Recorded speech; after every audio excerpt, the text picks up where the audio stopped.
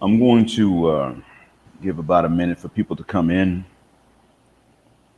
I can't see yet how many are waiting.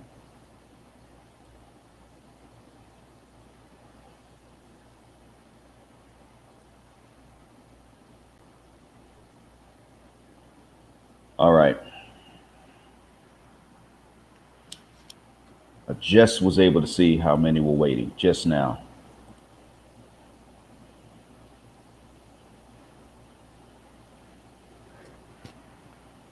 I'm still giving it some time. I'm waiting on the updates or the stat updates so I can see how many are waiting before I get started. I had to reschedule this and push it 25 minutes back from its original time. So I realized some people did not even know that I was going to come on. Of course, I wouldn't miss this for anything. But all right, DCJ, excellent. You're here. All right, DCJ, would you put a one in the chat if you can hear me okay clearly?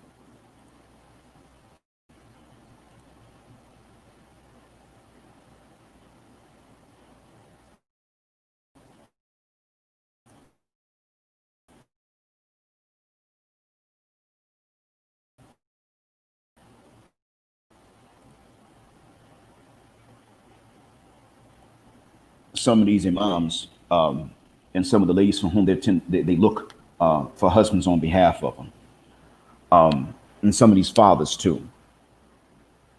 I'm getting really, to be honest with you, DCJ, I'm actually getting on everybody that comes with this assumption that men have some kind of negative value attached to us, and that we need to be scrutinized, and that we got to do better, and that it's our job to come back into the black family, that it's somehow black men's job to rejoin the black family to make it whole again. I'm going in on anyone really that has that assumption, but I'm starting today with the Muslims that have this assumption, because we Muslims are told to speak a straightforward word and tell the truth, even when it's against ourselves and our parents and our children, against those closest to us, and even against ourselves. We're told to tell the truth, even in cases like this.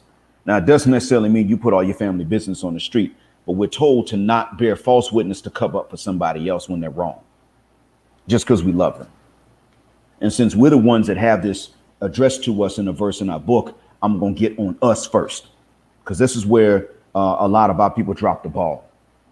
And I'm going to let these old brother imams and some of these Habibahs on whose behalf they're looking for these husbands are supposed to be. I'm going to let them get it. I'm going to let them have it. I'm going to start with them, but not only them. All right, everybody else that's joined in now, please put a one if you can hear me clearly. And also let me know what the sound quality is like. If y'all are hearing any interference or if you're hearing any background noise. I need to test the filter out and see if it's working.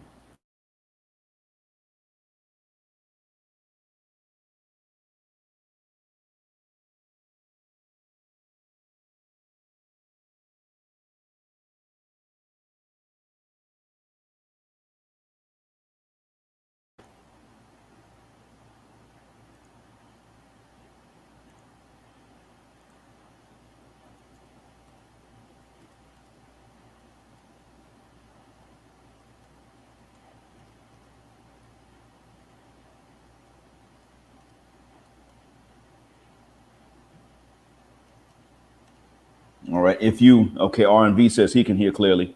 Also, if you can hear me, but you hear some kind of interference, put a three in the chat. Because then I know if I need to adjust this background noise filter.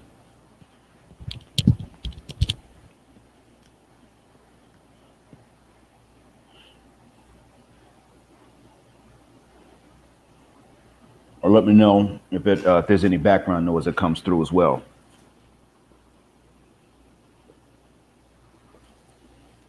And then I'll get started. Inshallah. I just want to make sure that the sound is easy for you all to hear before I get started.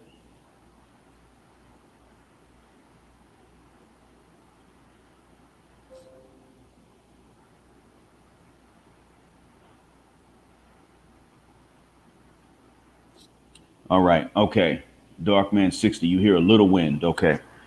Um, am I still easy to hear overall? Because there's actually supposed to be a very low wind noise that actually should be there. So that, to tell the truth, that's a sign my filter's working. Because the real noise is much worse here. But I've got something over my ears so that I don't hear it. But there must be a wind noise because there's a fan running, and this is supposed to not remove but lower the noise of the fans. So am I still clear to hear? Am I still easy to hear?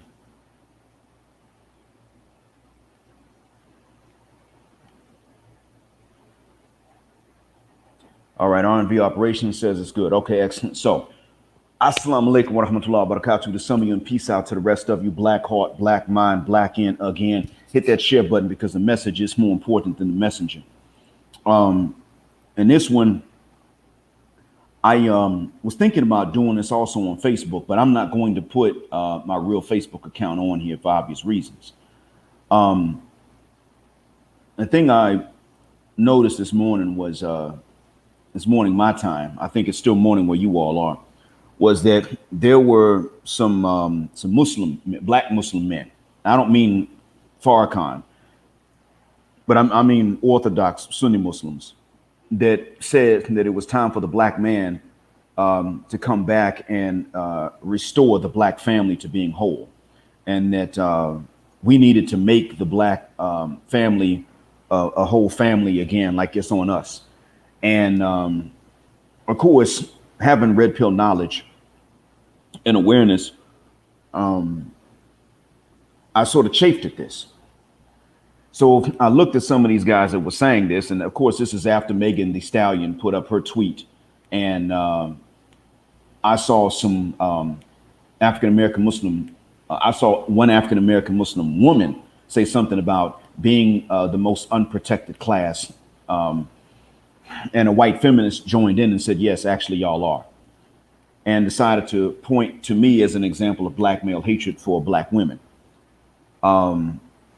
And I wanted to go in on that white lady, but I decided to go ahead and behave myself while still telling her, no, see, you're taking a non-combatant as an enemy simply because of witness statements that I'm sharing with you.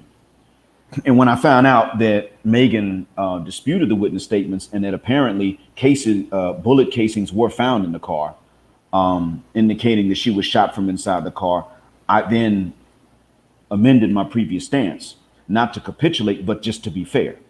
Because again, we Muslims are commanded to speak a straightforward word and to speak the truth, even if it's against ourselves. Now, this is in the context of when you have to give a testimony, something public. It doesn't mean I got to go and tell you about what my wife has done wrong, or that she's got to tell you about what I did wrong in the marriage. It doesn't mean that. It does mean that when it's something that's of a public nature, especially where somebody else's rights are concerned. If my brother stole something, I'm not allowed to sit up and say, no, he didn't steal it if I know he stole it. Just because he's my brother, because this is somebody else's rights. This is involving public justice. So I amended the stance, but I decided to tell them that I was amending the stance. Walaikum salam, Jaws. Walaikum salam, Art Zuck. Abekabar. I decided to tell them I was amending the stance in this thread just to see how they would respond. The Muslima said, hey, black, thanks for this. And I said, well, I'm not sure you really owe me any thanks, because if this is what the evidence is, then that's what the evidence is. But you're welcome nonetheless. You're welcome just the same. And of course, the white lady was like, well, this does show some progress, but his willingness to speak as though us not being wanted by men as some kind of punishment shows that he's still of the patriarchal mindset. And I didn't address her anymore. I never said another word to her. How's it going, Wolfbane?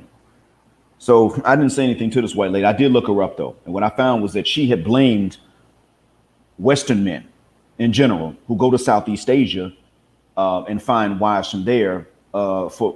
She blamed them for being weak-minded and being control freaks. And I looked at her photos on Facebook, and her man looks like he's from tropical Southeast Asia. She's bigger than him. taller and heavy. I mean, she is heavy. She's, I put it like this: you push her into a pool, she can't drown. She's gonna float, but she's gonna push a lot of water out that pool too. Maybe I'm exaggerating. And she had the baby and all, and she had these social justice posts on her page. So it's okay for her to get a man from Southeast Asia, wherever he was born and raised. I don't know, but it's okay for her to get a man from Southeast Asia. But it's not okay for Western men to get women from Southeast Asia. That's her mindset. And I have to tell, I got to tell you all that these are examples that I have seen more than once of why I don't go easy on the Caucasian woman, the Western Caucasian. I know where Boom Shika, Bonquisha, and Sapphire get it from. But in this case, I'm going to go in on these brothers, some of them being imams that said what they said about it's the black man that's missing from the black family. Of course it is, because the black man was kicked out from the family. You see, and I want y'all to share this with some imams that you know, whether it's the playback or if it's this live right now while I'm talking. And I want you to share this with some of the, if you know any Muslima that's of a feminist bend, go ahead and share this with them too, live or playback, doesn't matter. Let them know this. I'm not saying any of this as a derision of anybody that happens to be named Habibah officially, or just between the Muslims by chance. It's not against anybody of a specific name. It's just what I'm getting at here is, hold on, y'all. Excuse me. Sorry.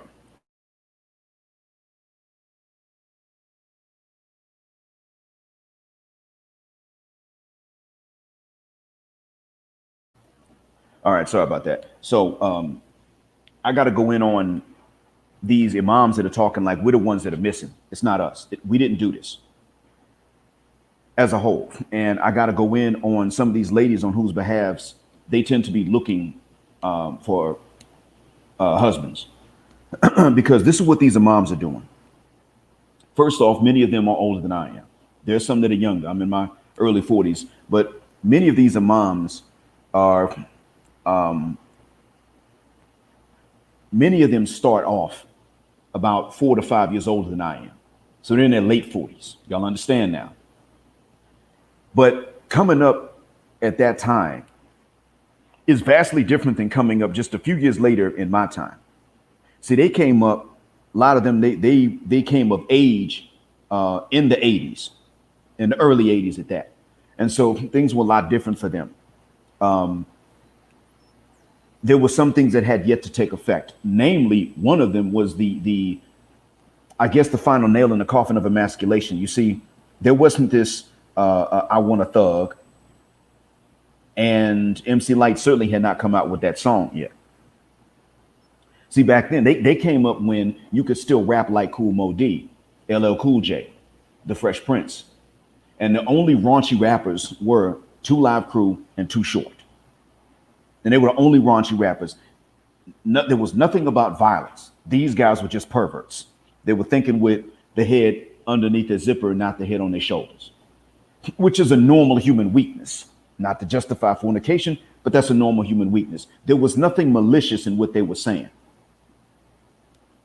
Things changed. When I came up, right as I was coming of age, right as I began to look forward to the future, being a black man in America, things changed. Guess what wound up happening? Is the sound still clear, gentlemen? Hit a 1 if the sound is still clear. Just as I was coming up, starting to look forward to a future, being a black man in America, the rap changed. NWA. They were the first gangster rap we heard on the Gulf Coast.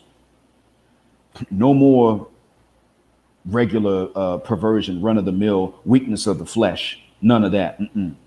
Kool Moe Dee could not compete anymore. The Fresh Prince could barely compete. And it was to the point, thanks for the feedback, gentlemen. It was to the point, do you all remember that singing group Levert? Gerald Levert and his brothers. Y'all remember those guys? Y'all remember them? Oh, Casanova, I can't sing it, but you all remember. Thank you, Arch Zuck. Clear like Zem Zem. Thanks a million, man.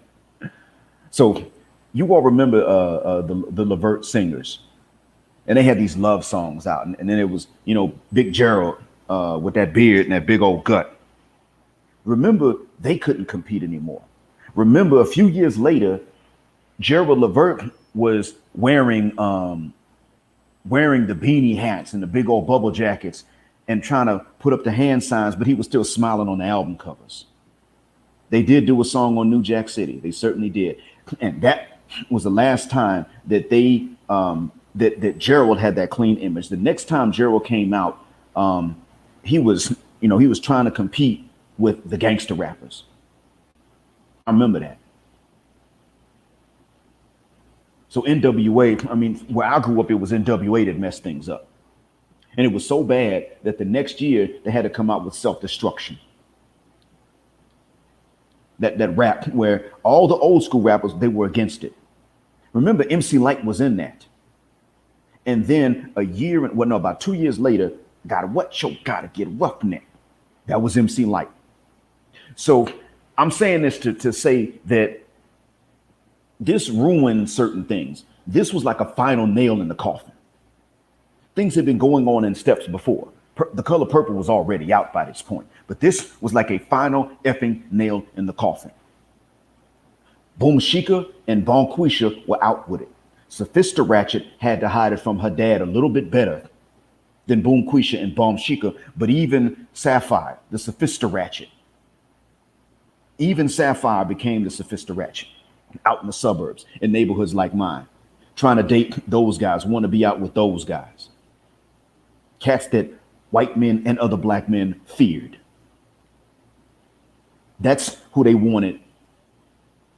And even MC Lyte, talking about some self-destruction, had to turn around and say, I got to get a roughneck. A roughneck has to hurt somebody for people to really call him a roughneck and mean it.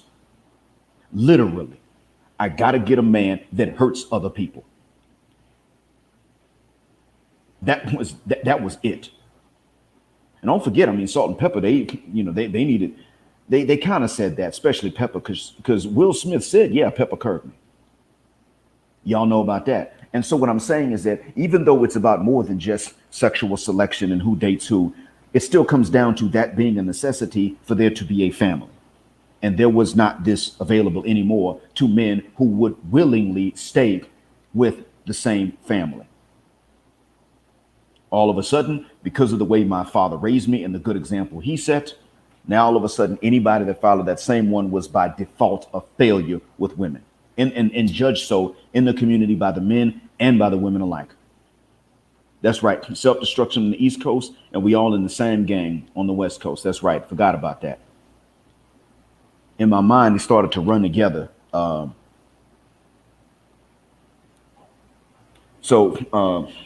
the funny thing was they still had to come out with these two different songs, but that was good. And yet and still the negativity was so bad that these two songs, while getting all this promotion and airplay, didn't change the effing culture. One album by NWA was able to change the effing culture for the worst. One. I'm sure there were other things coming out too, but that was the main thing. And remember, this was so disgusting. This was so disgusting that Ice Cube, when he left, he started to quickly phase into consciousness and got rid of that Jerry curl. And you know what, Arts Up, that's a very, very valid point you make. It was so bad that it gave us a negative image even abroad. See, your homie from Papua, thinking that Malcolm was a rapper, your homie from Papua, he's a victim in that regard. Now, granted, he's also, he may be a bit illiterate, but he's also a victim of a miseducation. Yeah, Snoop Dogg's was. That's right, Bantu. The thing was, walaikum salam, Sayo. The thing is that Snoop Dogg's album Doggy Style came out after all of this. I mean, the nail had already been driven into the coffin, so to speak. It was a game changer, but the game was already corrupted by that point. I mean, when Dre came out, when Ice Cube was going in on Dre, I was looking at and saying, okay, that makes sense. Ice Cube went conscious, Dre stayed thugged out, and Ice Cube was right to call him out for posing in women's clothing. He had the right to do that. You don't talk this stuff about you a killer, and then you posing in ladies' clothing, unless it's a disguise as an assassin. And if that's the case, why would you give up your secrets? Yeah. So when they amended their beef, I looked and I said, why did you reconcile with Dre? Did Dre get conscious? Nope, not at all. Why would you do that then? You conscious, why would you reconcile with him? No, make that nigga come to you. You the one that's on the platform that's right. Talking about some horny little devil you got to back up and I want to kill Sam. No, bro. No. Let the negative jigaboo come out of his Chuck Taylors and put on your boots. But see, all of this I'm saying to say that now we're dealing with a scenario in which the exact same situation is happening within the Muslim community to a certain extent.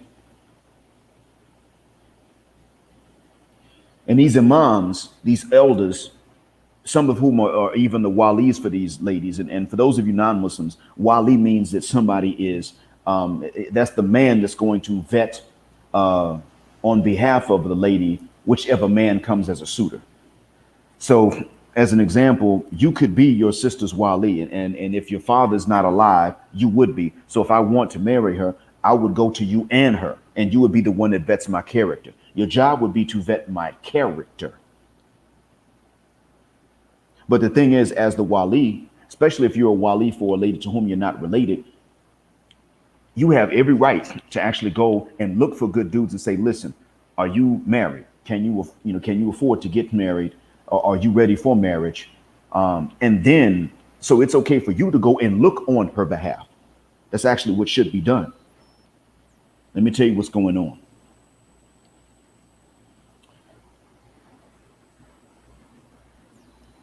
These imams are jumping at the chance to be a wali. Some of these guys ain't even imams, but they may, jump at the chance to be a lady's wali, the one that's going to vet the male. And that's good. She has to have one. They're jumping at this chance to be the wali, and then they don't actually go on a search. They don't actually look.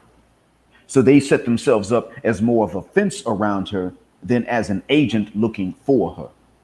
Now, if you are a star athlete, or if you're a hell of a rapper and you got an agent that's going to look for some jobs for you, that agent is supposed to go and actually look for some work for you. They're supposed to respond to requests for you, and they're also supposed to look for opportunities for you. So if someone comes to you, they go through the agent. That's fine. But the agent also goes and looks for opportunities for you. And the word wakil is also used as in the place of wali. And wakil literally means agent in Arabic. So these men will jump at the chance to be somebody's wali or wakil, but then they just sit around like a fence around her instead of actually looking for her. And she's unrelated to them. They may be doing it because her dad's not Muslim, her brother's not Muslim. She's the only one in the family. So she needs someone to act in that capacity for her. That's a legitimate need, but then they don't actually do it. And what they don't with these men, elders, just even a little bit older than myself, don't understand is that these ladies that are coming in needing a wali, trying to find them a husband, they used to be Boom Shika, Bonquisha, and Sophista Ratchet Sapphire. So he's coming from an old-fashioned mentality. Well, look, sister, okay, I'm the wali for the sisters that want to get married. So I'm gonna take your contact info, and all right, so you just sit back, and if any man comes to you, you tell them off because they're supposed to come to me. Oh, okay. Mind you, the men don't know who they're supposed to go to unless they ask her. That's the first thing. So if you see someone and you like her, you may ask around who is her wali. But if they don't know, you may have to ask her, look, is it okay if I contact your wali? Do you mind? Now she says, okay, that's fine. You can contact him. Then she's willing to negotiate at least or discuss marriage with you. If you ain't her type, soon as she see you, she'd be like, it's okay. No, thank you. But no, that's usually how it would work. But these guys are sitting up and saying, well, you know, any man that come to you first, no. He's automatically out. And don't go approaching no man either. Don't, you know, see a man and say, here's my number. Or here's his number. They'll say things like this. In other words, what these men are saying is sit back and don't do anything proactive to get you a husband. Sit back and wait for the man to come to you. And these old men don't understand that we've already been driven away. The same things happening in the wider black community are also happening now for the young folks in the Muslim community. It may be happening less often, but you Muslim brothers that are in this chat understand in the West, you do not have a higher chance of escaping the games that Western women would want to play.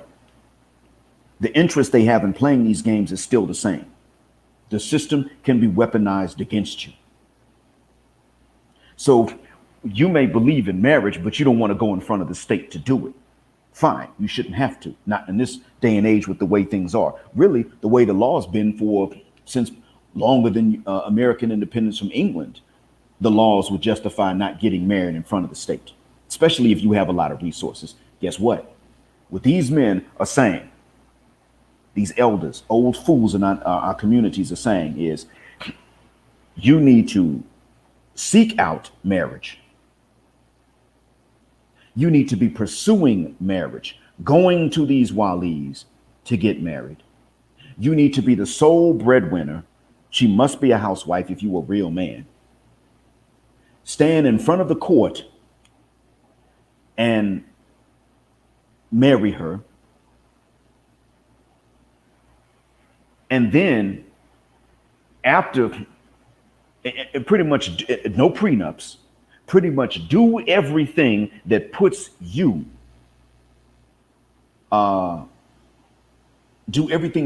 a disadvantage, so that after you've been the responsible sole breadwinner for however many years that state requires for her to qualify for alimony, she then has a financial incentive to take your money and spend it on a boyfriend.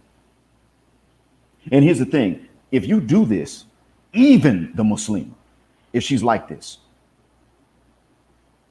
if she's that unscrupulous, she will then look and say, okay, because I can get alimony out of him, but my clitoris still has needs, I'm going to take his alimony, and the next boyfriend I'm not going to marry in front of the state. I'll marry him in the masjid. I'll do the Islamic contract, so it's not haram, but I'm not going to take the old man, the old husband, the ex-husband off the hook for the alimony.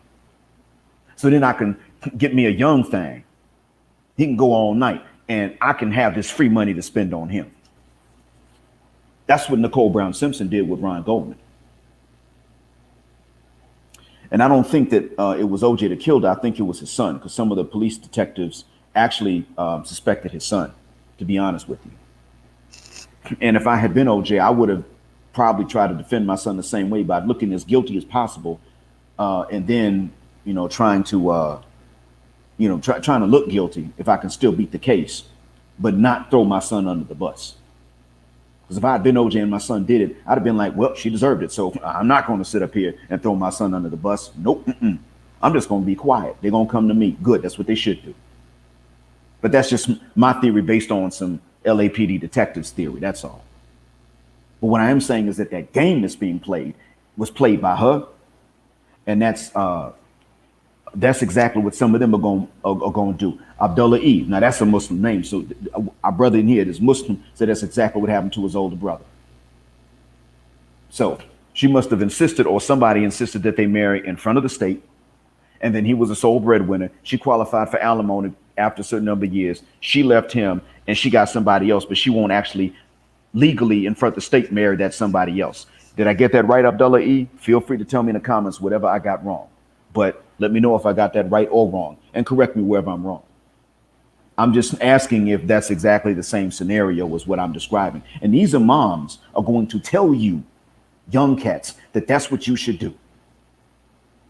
Just like what they told Jaws, make dua and the right one will come. Maybe.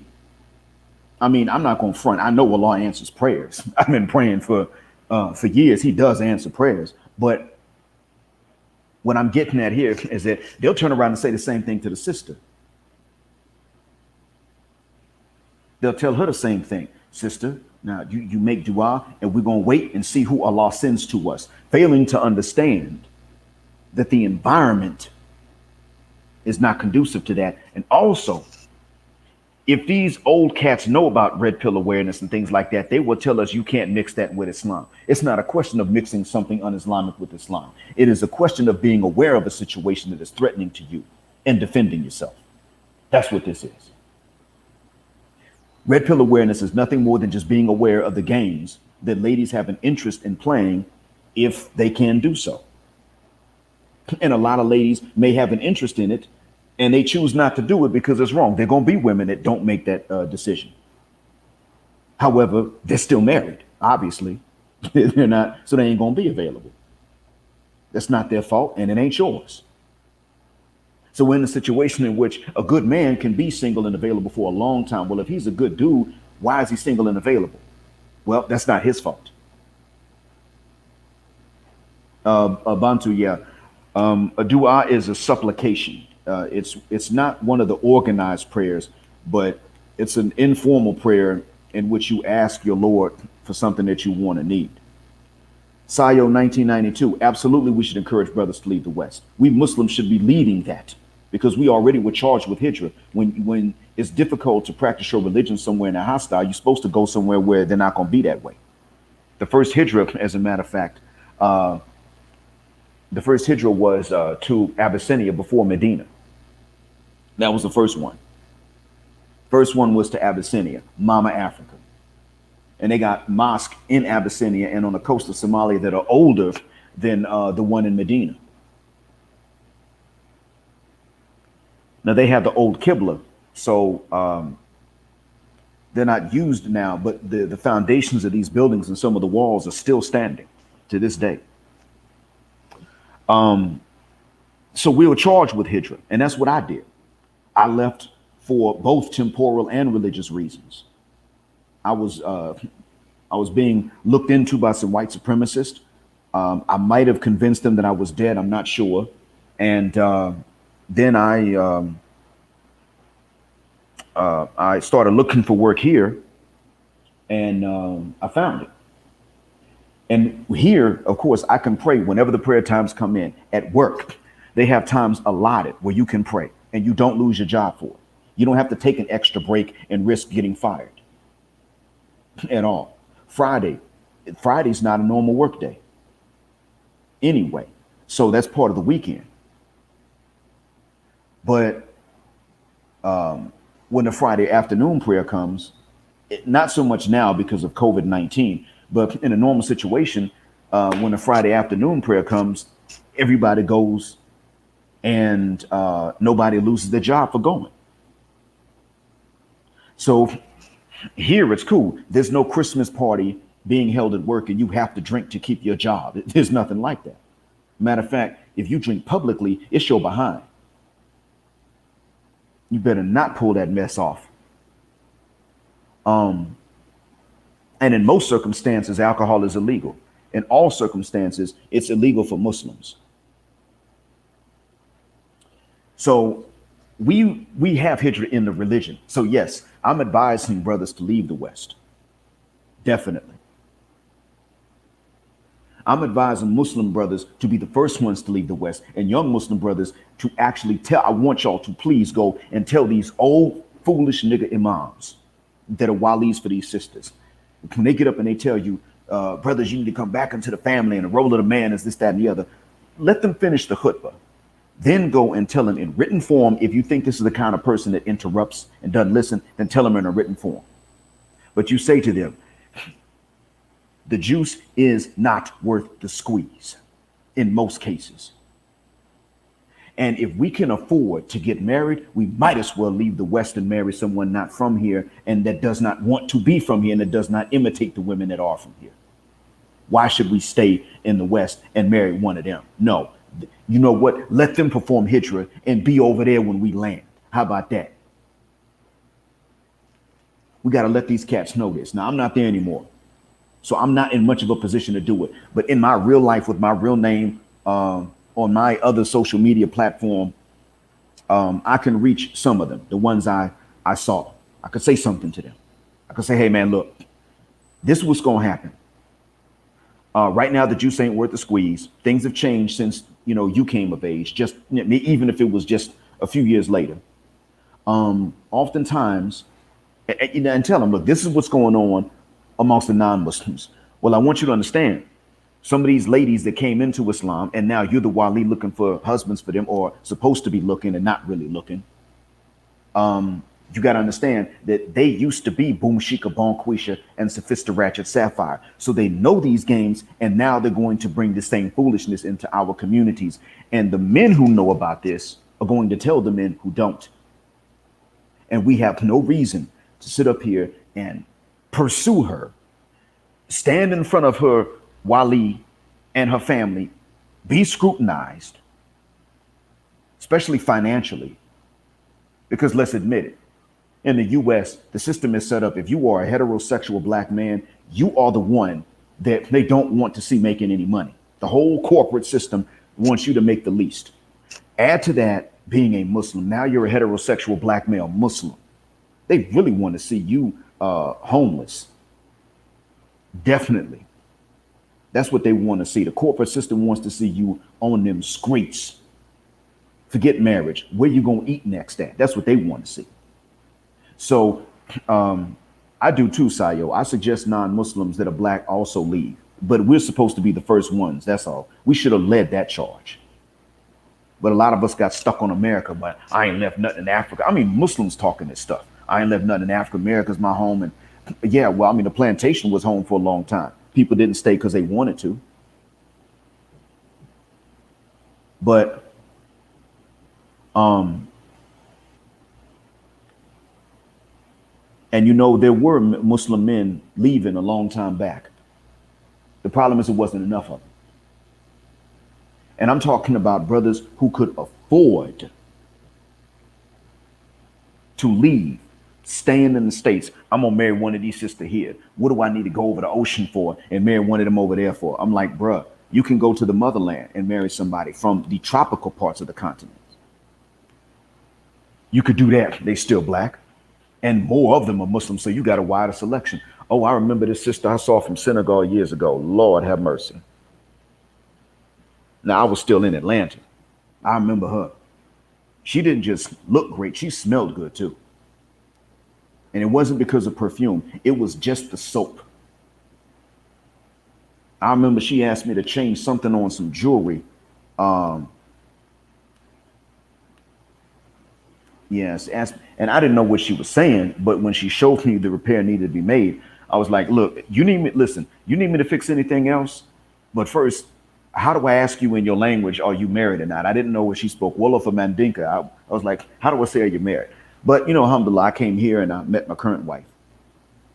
You know what, Wolfbane, what you dealt with? Yes. American Indian Muslim. Do you mean Native American Muslim, or do you mean she was an American citizen of East Indian extraction? I'm not sure which one you mean, but in any case, I do understand. I understand exactly what happened. Because see, the truth be told, she wasn't supposed to date you, Wolfbane.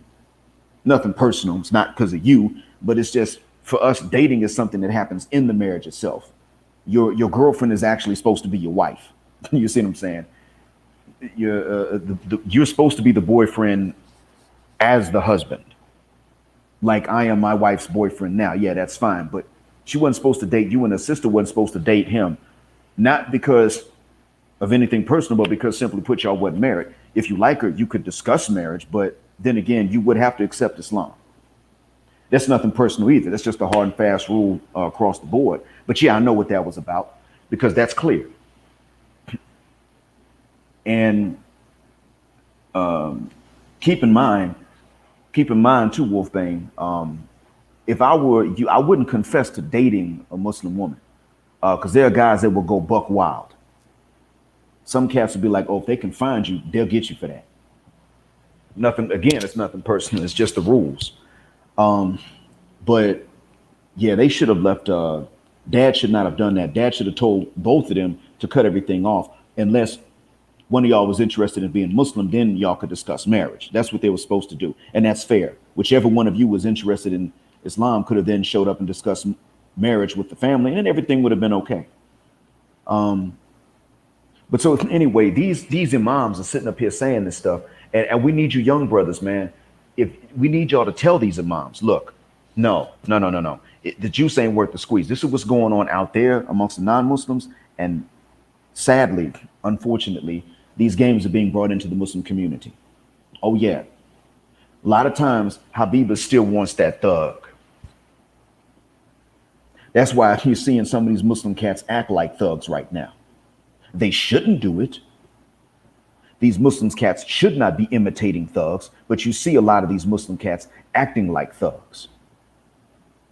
Because the same thing that used to happen outside the Muslim community is going on in the Muslim community, where if you ain't a thug, the women look at you as though you're lame. And so, of course, it shouldn't matter. But what that means is that even when it comes to marriage, if they think you're lame, that means you can't even marry them.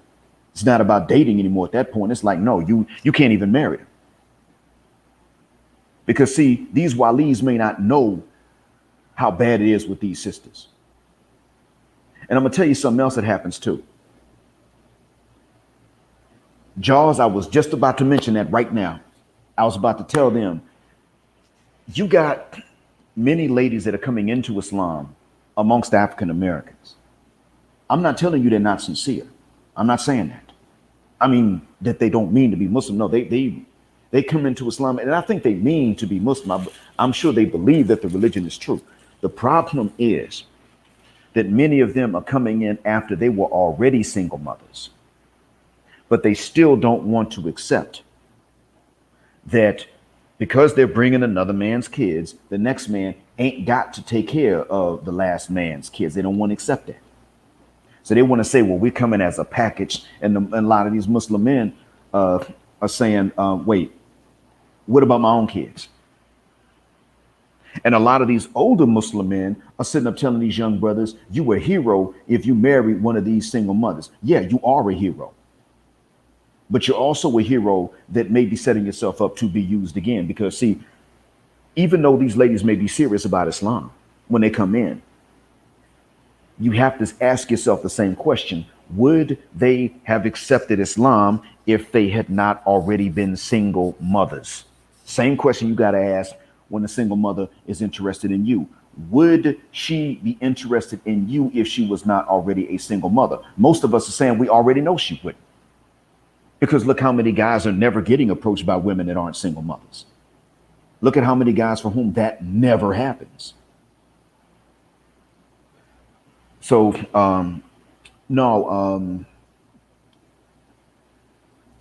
nameless protagonist, it's not necessarily that they go in like an insurance policy. It's more like they have to go through a whole lot of hardship and mess before they humble themselves enough to accept the religious truth. That's what I mean.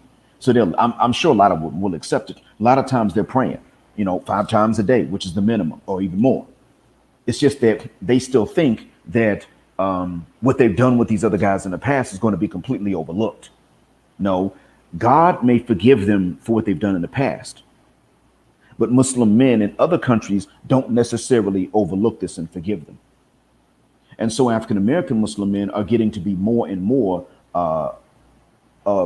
like that, where they're saying, well, wait a minute.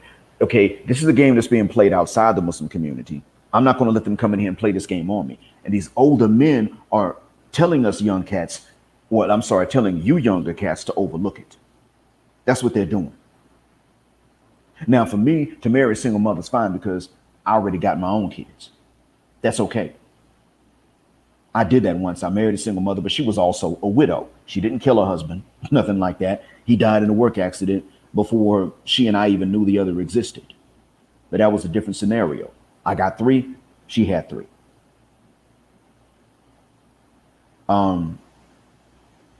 However, the issue here was that, I mean, the issue I'm talking about for you guys, a lot of y'all ain't got no kids.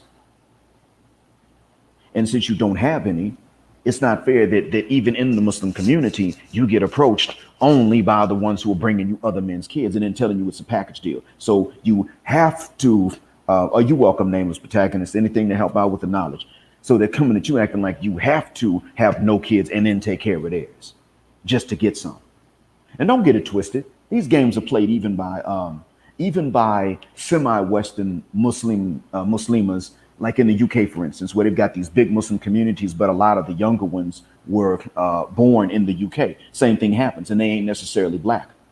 A lot of the Pakistani women, they look at Pakistani men and they don't like them because they see the Pakistani men as being sexually inexperienced.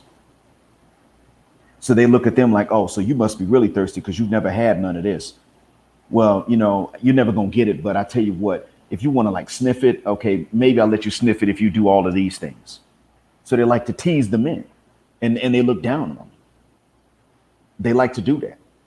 So even there, it's a problem. And then guess which kind of men they actually like? The bad boys, the thugs, roadman. The one that acts out the negative stereotypes, gets tattoos, doesn't practice Islam in his youth.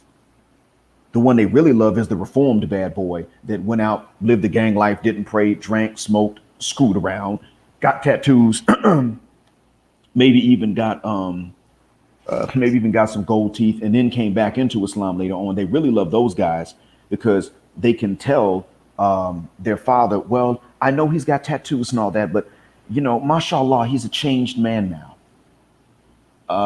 No. And see, the problem with that is that they're still saying that the guy who never went that route just doesn't cut it. That's what they're saying. And a lot of times their fathers are able to see through that. Oh, Jaws, I didn't realize that. Proud lesbian Muslima, then she ain't Muslim. I mean, if she's promoting it, she ain't Muslim. She may be Muslim if she's not promoting that type of thing, but if she's promoting that lifestyle, she's giving up her religion. Not because of the human weakness, but because of the promotion of it as though it's halal. And see, that's the thing.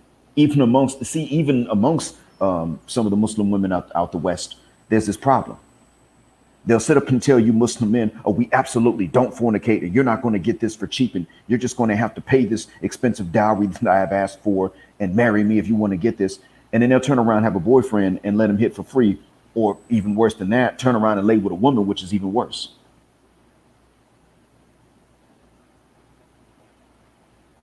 For which civilization got destroyed. So, you know, these elder imams and walis, I want to let y'all know something. And I'm hoping that one of the guys in the audience now shared this with you, which is why I'm addressing you directly now, elder imams and walis and your charges. I'll give it to y'all straight. It's okay for you to scrutinize the men. You have to do that. I understand that. But we live in an age where you also have to scrutinize the ladies with whom you were charged with looking for husbands, and you have to look for husbands for them. So that means that since these men have no incentive to make the first move, I mean, they don't have an incentive. First off, you need to be looking for good dudes. Actually, that's the second thing. First thing you need to be doing is scrutinizing these ladies, because the problem now, in terms of character, Islamically speaking, the problem now is not does he qualify for her. Now the problem is in the West, does she qualify for him? Because you out here looking for, you know, dudes that meet a certain criteria, which is okay. It's not wrong that you have standards. It's not wrong for her to have standards. But then you're telling these men that they shouldn't have standards. You should be in line to marry one of these single mothers. In line to marry one of these single mothers. What are you, nuts? And you got the nerve to act like we're the ones, there was a black man that ran away from the black family in the first place, Muslim or not. No, it was not. We were driven away. Every time almost. And in many cases, when a man would leave, he was leaving for another woman. Somebody should have told these ladies to go ahead and deal with polygyny. That's really what should have happened. And of course, these men should have stuck it out.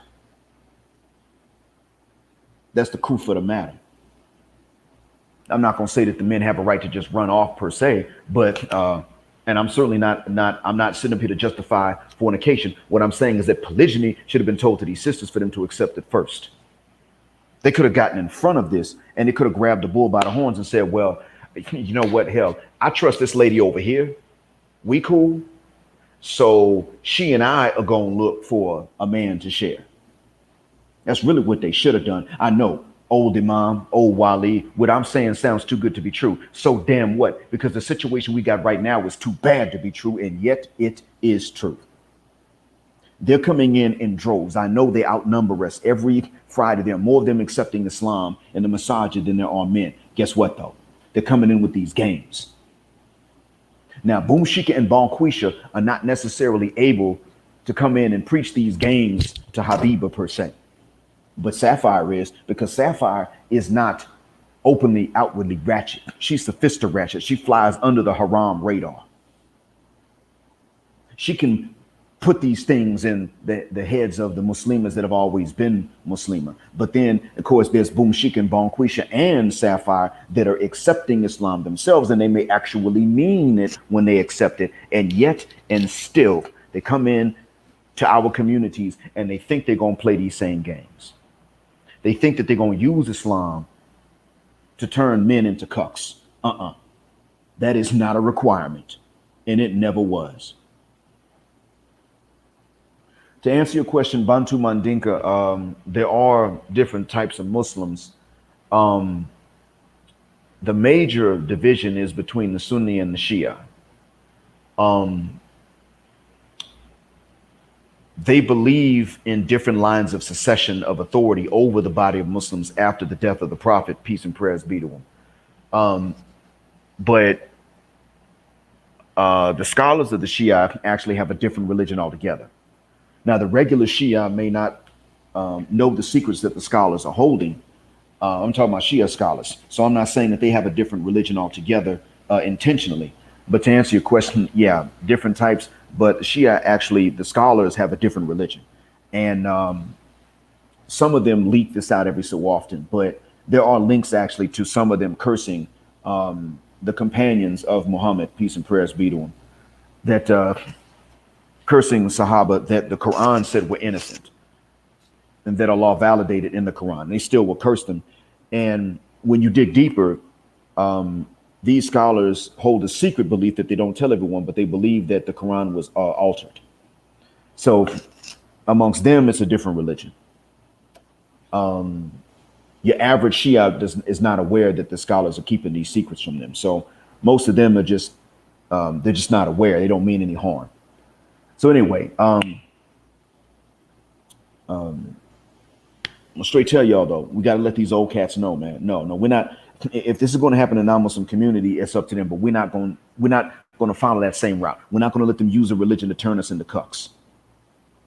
We're just not doing that. What we're going to do is we're going to be fair. We're not here to oppress them.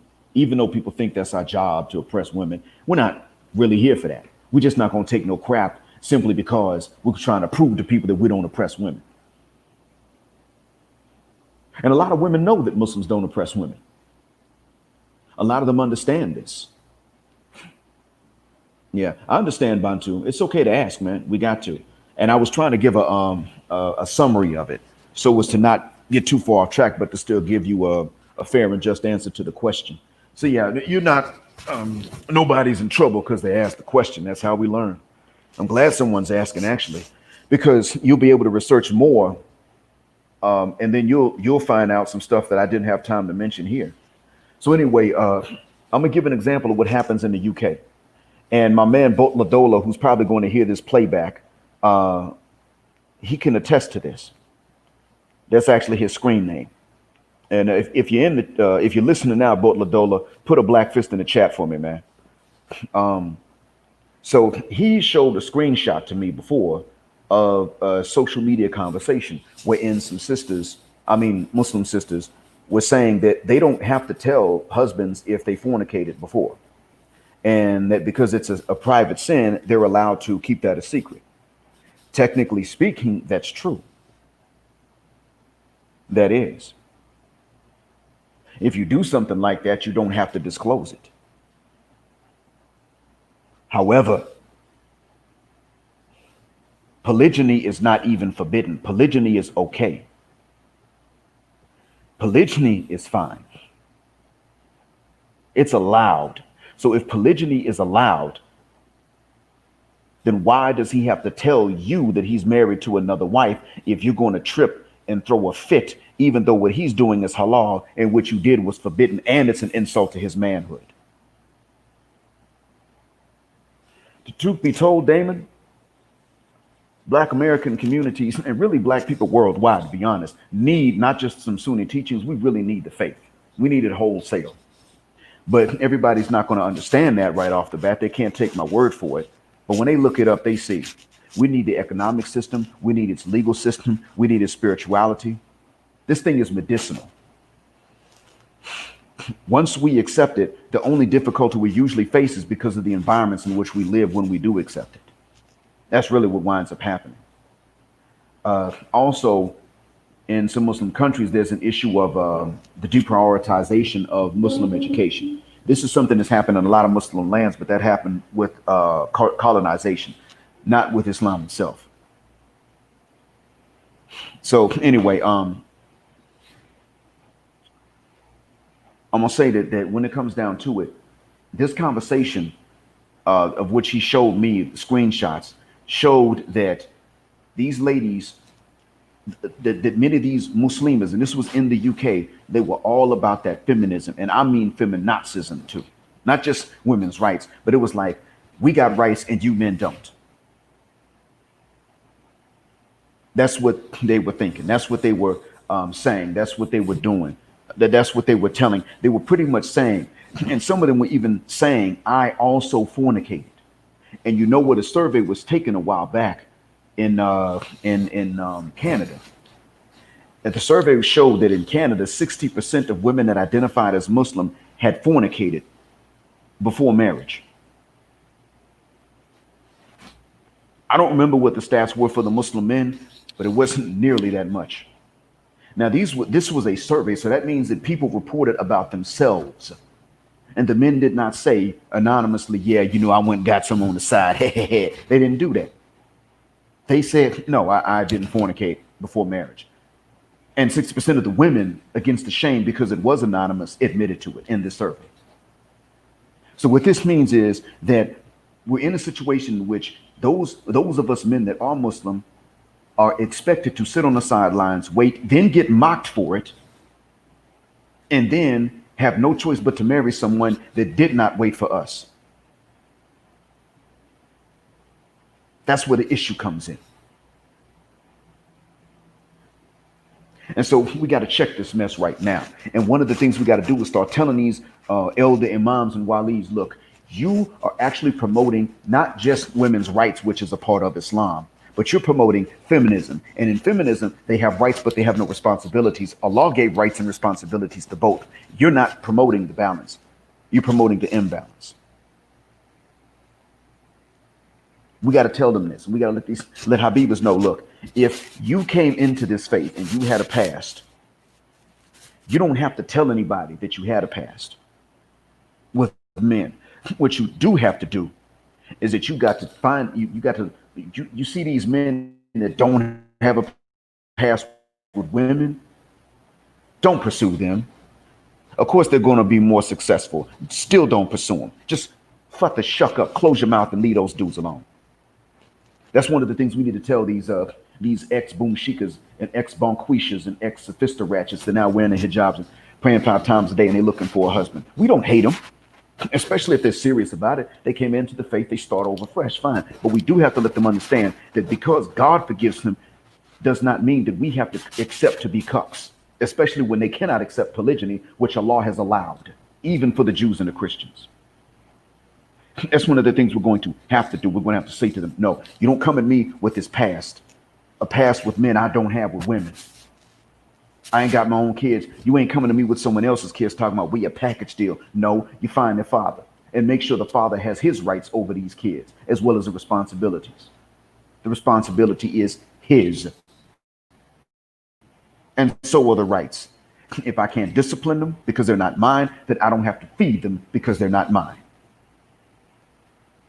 It doesn't mean we're mean to the kids. We don't hate the kids. Of course we don't. We're not lions and we're not gorillas. They kill other males' children when they take over a new band or a new pride. They kill the cubs and the babies side by other men. They know these babies ain't theirs and they ain't gonna raise them and they ain't gonna protect them and feed them. They're like, shuck this fit. Lions and gorillas can tell their offspring from somebody else's, from another male's. That's the end of it. And they will kill the young male, the young babies from the previous males. They ain't investing in them. And A. LaRue, you right. We got to be Superman, and they get to be a run-of-the-mill ditzy Lois Lane, always in need of a superhuman rescue. They don't have to even mature appropriately for their age. And we've made that too easy for them. That's our fault. And now you got these elder imams and walis doing the same thing in the Muslim community on behalf of these sisters. They don't even have to mature up to their age. What they're doing, gentlemen, is they're telling you that you have no value. Don't let them do that. And I'm going to make 2 more points and then I'm out because it's time to pray here. Plus, I had some spicy fried chicken, so I can feel that itis creeping up. Y'all know what itis I'm talking about. My father referred to it as ASS, African sleeping sickness. We get a full stomach, we start dozing off, but you know, it's not just us that get it. So anyway, last 2 points. Yeah, Bantu Mandinka, I was shocked to hear about that too. They call that infanticide. That's the name of the phenomena. Yep, male gorillas do the same thing. I'm sure they don't hate the babies and stuff. And you know what? I saw a male gorilla protect a baby that it did not know. But the male gorilla knew that this was not its baby. And the male gorilla knew that the baby was not a baby of any of the females in the group. It was a baby gorilla that was introduced by some naturalist. And the male began to charge the naturalist and picked up the baby. So what that showed was a high level of intelligence. If one of the females had brought this baby to him and he knew it wasn't his, he would take that baby out. But if it's an orphan baby, then he's not being cuckolded. So his protective instinct kicks in and he will protect that baby. So you see, they will protect orphaned baby gorillas, but a female gorilla is not going to bring some other male's baby to him to raise and protect like it's his own. They will take an orphan before they simply allow a female to cuckold them, even if they take over the group. This shows a high level of intelligence. They are aware of lineage. They're aware of that. So anyway, that tells us something right there. If you're going to look after an orphan because you want to do it, fine. But you're not going to let her come along and present to you somebody else's baby and be like, we a package deal. You got to take care of this one. And by the way, if you had your own kids, I wouldn't be with you. No. We got to make this very plain. But the last 2 points I was going to make, so I got sidetracked. First thing what I'm going to do is I'm going to tell you all about a dream that I had, because this does factor into this. This was early 2000s. I was a new Muslim and I was discussing marriage with a particular lady at the time. In the dream, now at the time I was living in Atlanta. I was an adult. But in the dream, I could see my childhood street. And I could see my childhood friend that was a female. She and I played together as small kids. And this childhood friend of mine was talking to the lady with whom I was discussing marriage, the Muslima with whom I was discussing marriage. And she said to her, meaning my childhood friend said to the Muslima, let's go turn some tricks. And the Muslima answered back nonchalantly with a shrug of her shoulders and said, okay. I misinterpreted the dream. I misinterpreted the dream to mean that the Muslima did not fully understand this non-Muslim culture and the ratchetness that is taken for granted and normalized therein, to which we are desensitized. Now, later on, now this was just in a dream. This was around the time I began to have dreams that would come true in some form or fashion in a symbolic way. This happened before I became Muslim, but a lot of them began to become true after I became Muslim. Then I started having more dreams that became true. I dreamt about my cousin being shot, and I found out he got shot the next day. I mean, I didn't dream about the shooting, but I dreamt about someone that looked like him being injured and almost dying. I found out the next day my cousin had been shot, and he survived. So this is a pattern of these dreams that wound up coming true. Let me tell you what I found out in real life after this dream. I found out that my childhood friend, with whom I played as a small kid, cheated on her husband with another childhood friend of ours and had his baby. The Muslima with whom I was discussing marriage had also fornicated. Now, mind you, in real life, these two never met. But the Muslima with whom I was discussing marriage had fornicated and contracted herpes. Alhamdulillah, I thank Allah for his protection. That's what happened. I found both of these things out in real life shortly afterwards. So what it was showing me was that the Muslimas were not necessarily being as guarded against inchastity and impurity as they should have been, and they were reaping the consequences of this in the West, and even outside the West if they want to imitate the West, but certainly in the West. And so therefore, they were not the safe haven for us men that they should have been. And I get it. They'll say that you brothers ain't the safe havens for us either. They'll say that. But the truth is, really, the men that are the ones they don't want. That's what they need to understand. Wa alaikum salam wa rahmatullah wa barakatuh, Charles Irving. So that's what we got to understand. I mean, there are brothers that are and brothers that are not, but the ones that are not aren't what they want because they're just like the non-Muslim women in this regard, Western women. So this is when I was being shown in the dream. And then it was confirmed for me later on. In other words, one that put her forehead to the ground 5 times a day minimum, had done this thing that was wrong and contracted this permanent result of it, this permanent consequence. And so her religion, I mean, her faith was not necessarily weak. However, this was going to be an issue. The other thing too, that's the first point I'm making. That you can actually ask for guidance in these sorts of things. It may come in a dream, it may not come in a dream, but you can ask for guidance and protection from them, and you'll be surprised what happens. The last point I want to make is this. I'm not knocking men for protecting women. I'm not knocking these walis and these wakils and these imams for actually scrutinizing the characters, not the finances, but the characters of men that would come and discuss marriage with these ladies. That's a necessity. And that's why usually it's the father, if he's available, then the brother, grandfather, some sort of male relative with a vested interest in finding someone that is good for her. I'm not knocking men for doing this because this is a necessity. You're right, Charles. What you've noticed, yeah, is that a lot of these imams and a lot of these walis, they will keep the best ones for themselves.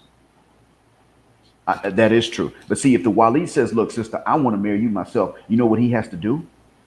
He has to tell her to find another wali to scrutinize him. That's what he's got to do. But they ain't doing that, though. And I'm not saying that there's no scrutiny on these men. No, there is scrutiny on these men because we've already seen in the West with the Western paradigm, they will choose the wrong men, hands down.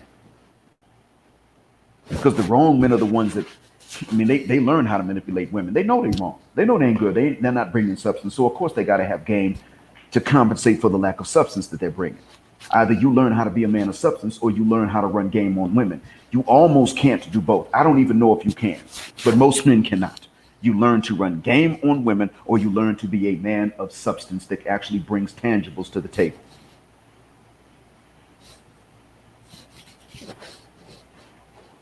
So when someone says you ain't got no game, it may be because you have to, not only is it because, frankly, who sits down and teaches the stuff and tells the truth, but also you may not know it because, hell, you learn how to be a man of substance. After all, you can afford these phones and these laptops through which you're listening to me now, right? But understand this about the scrutiny, gentlemen. Pay attention. I know I've been talking a lot, but I'm about to wrap this up. And I want y'all to understand this about the scrutiny. Pay attention. Focus. Stop what you're doing because I'm about to ruin the effed up game that they got used to. I know I stole that from somebody else. Humpty Dumpty. But focus. It is perfectly okay when someone scrutinizes you because because you want to marry someone or you're discussing marriage with someone or because someone wants to marry you. That is perfectly okay that you're scrutinized for your character. Only she can scrutinize your financial situation and make sure that she can live with it. It's up to her what the dowry is. It's not up to him. But it is okay when they scrutinize you for your character. But understand this, brothers. There's a flip side to that. Do not forget to scrutinize the wali, the woman, her family, whoever has the most influence over her. Even if you like her and you want to marry her, scrutinize somebody in return. Because you are not walking in there with a negative value just because your ding-a-ling is outside and it's external. Don't think that for a second. Don't do that. Don't walk in nervous about the scrutiny and you don't have any difficult questions of your own to ask. And the questions they ask you, flip on them as well. Let them finish. When you go and you meet the family and you had to sit down, let them finish the difficult questions. Then you flip it back on them. What do you do for a living, Dad? What does that matter? Well, sir, I have to meet financial criteria. Okay, fair enough. What do you do for a living? And what did you teach her about saving money so that it's not wasted? Because I'll earn money. You said I got to meet these financial criteria. Fine. Well, if I'm earning, I also have the right to look to make sure that I get someone that's not just going to waste it. I'll spend on her, but I'm trying not to waste it. What did you teach her about saving money and spending wisely? What conversations did you have with her about that, Dad? Mr. Wali? These are you got to scrutinize them as well. Because these imams now, these elder imams and walis, one of the things they're beginning to say to these ladies is, if he's got honorable intentions, he's going to come and face the scrutiny of me and your dad and mother and father, everybody else, the whole family, auntie, grandma, even your younger brother. Okay, fair enough. If he's got honest and honorable intentions, yeah, he's not going to be afraid to talk to the family. But if you got honorable intentions, he has every right to turn and scrutinize you when you were done. Definitely. So never let anybody come to you. If you were listening to this, whether you're Muslim or not, but especially if you are Muslim, do not let them come to you like you got some kind of negative value. You already got to pay the dowry she requests, not him. But the dowry she specifies, you already got to pay that. God gave her that. Do you think that God is unfair and therefore he just undervalues you? Was that the no? That's not the case. The minute they start acting like you got some kind of negative value right off the bat, you blame them for blasphemy. Accuse them of that. Definitely. Say to them, oh, wait a minute, hold up. So you don't want me to, you don't want to answer any questions. So what, I just got a negative value here? Oh, so you saying that God is a feminist? God is a sexist, a misandrist? Man, fit the guck out my face with that sure bit. And you fit the guck up. And if she's cool, but they tripping, you say to her, you cool with me, but we need an impartial imam that understands that both of us have value. Salam alaikum, sister. If she's with him, you say, well, you know, sister, we definitely ain't gonna work out anyway. Because I can stand the scrutiny. The problem is y'all can't. Assalamu alaikum. And you walk the up foff. That's how you do it. You are not some negative value item. Just because they're willing to duck into a sex shop and pay 200 for a good dildo and wouldn't dream of paying anything in exchange for your natural equipment that they really need, doesn't mean that you actually are as negatively valuable as they make you out to be. Because that dildo can't go to a job and earn some bread and bring it home. That dildo can't protect them if they hear a noise in the house and make them feel better, scare anybody off. These artificial members that they will pay fortunes for when they duck into these sex shops. And I know they do it because I passed by a sex shop on my way to and from work every day when I lived in Atlanta. Wasn't brothers in there. Oh no, I went in to buy regular birth control when I was married. It wasn't brothers ducking in and out of that sex shop. If you really want to see what some of them look like without a hijab, they might take that hijab off if they're going to duck in and out of that shop. Oh yeah. And what they're saying is they'd rather take their own hard-earned money and pay for that than to take a dowry that's affordable in this modern day economy from you. But don't let that give you the impression that you actually are some kind of negative value. You're not. The day you learn how to fast and govern that appetite below the waist is the day that they have to reckon with the actual value you have. We just made it too easy and we didn't force them to reckon with that. And that's why it is they don't come to understand this until they are too old and the SMV plummets. They don't have it no more. That's why. But you can get the young ones to come to this understanding. When you, as a young man, fast and you decrease that appetite below the belt, believe you me, you won't have to fast forever. Those are the last 2 points I wanted to make, gentlemen. This can be done. And she can ask for her right, and that is the dowry. But it is not up to him to raise the dowry to something unaffordable in the name of whatever.